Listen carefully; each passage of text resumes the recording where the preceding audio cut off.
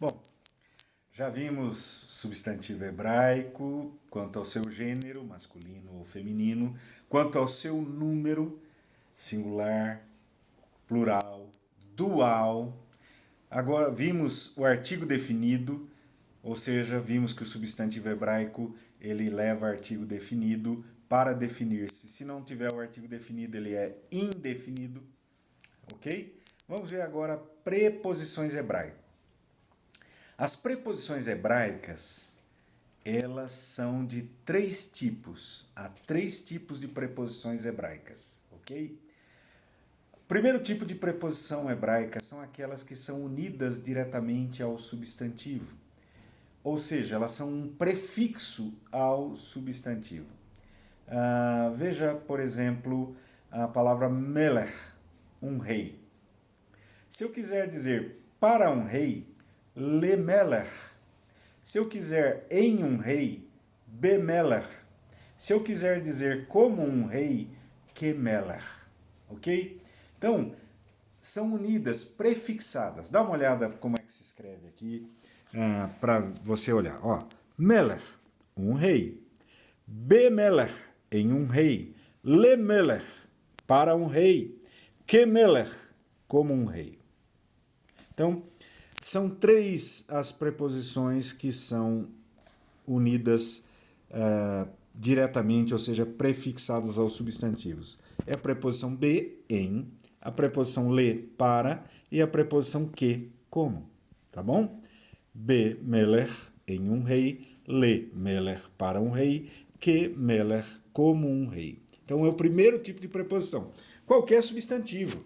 Se eu pegar, por exemplo, o substantivo bait, casa, bait, em uma casa, lebait, para uma casa, quebait, como uma casa, tá bom? Se eu pegar outro substantivo, sei lá, eu, ave, né? Um pai. Então, beave, em um pai, leave, para um pai, queave, como um pai. Tá ok? Segundo tipo de preposições são as preposições que são unidas à palavra seguinte com um traço curto, chamado de maquefe. O maquefe é como se fosse o nosso hífen em português, tá bom? Ele é igualzinho e tem a mesma função, ok? Então o maquefe é o hífen hebraico. Ele une duas palavras diferentes e você faz a leitura como se uma palavra só fosse com uma só sílaba tônica. Isso em português também. Quando eu falo guarda-chuva, eu não falo guarda-chuva, como normalmente seria. O hífen tira o acento tônico de guarda, eu falo tudo junto. Guarda-chuva. A sílaba tônica é só na segunda palavra. A mesma coisa no hebraico. Então há preposições que são unidas ao substantivo por esse traço que é igual ao nosso hífen e que é chamado maquefe. Vamos dar uma olhada aqui nesse negócio. Por exemplo, ao, eu e mim, essas preposições. Ao rabaite, sobre a casa. Eu rabaite, para a casa. Mas presta atenção, esse eu é para no sentido de direção física. Eu estou indo em direção à casa, para a casa. E min rabaite, da casa. Min rabaite, da casa.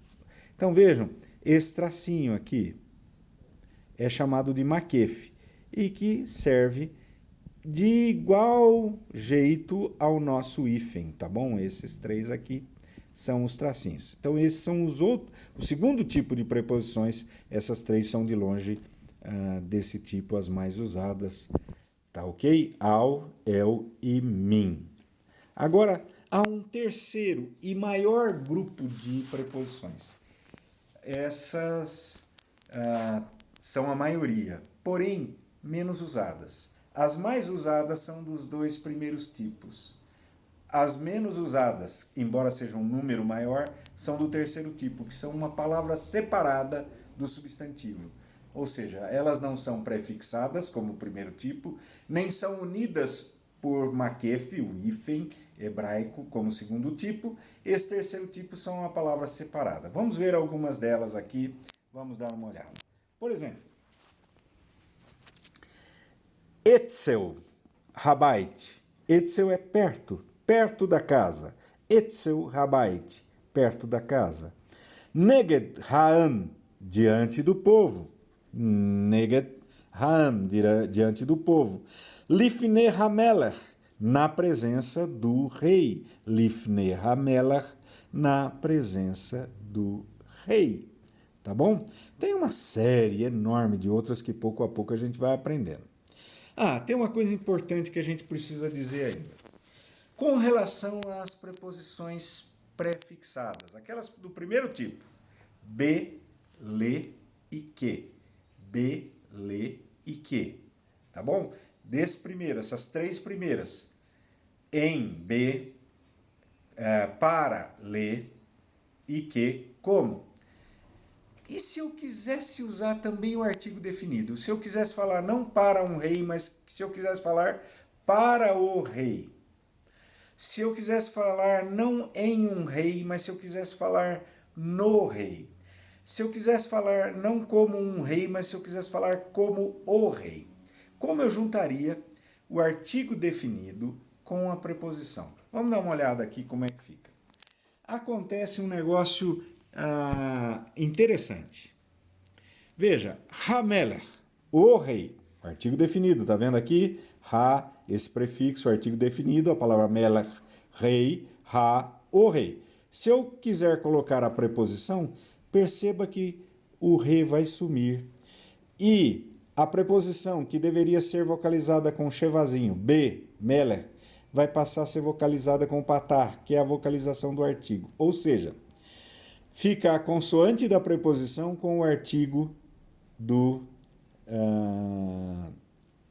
artigo definido, com o sinal vocálico do artigo definido. Então, não é Berhameler, mas é Balameler, Lameler, Kameler. Tá vendo aqui?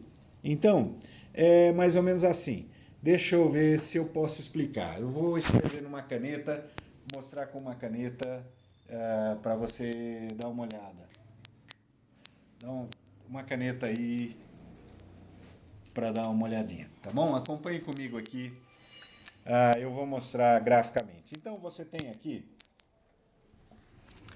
a preposição be, que é vocalizada normalmente com chevá, o artigo definido, e aí a palavra Meler, lindamente escrita aqui, como vocês conhecem, a minha excelente caligrafia. Meler, Berhameler. O que acontece? Some o artigo, a consoante do artigo, some a vocalização da preposição, isso se transforma nisso aqui. Bameler, tá vendo? Bameler é isso aqui. Ok? Tive que riscar a minha gramática, mas é a forma de tentar mostrar para vocês direitinho o que aconteceu. Qualquer uma das preposições, lameler, kameler, é o mesmo processo. Ok? Valeu!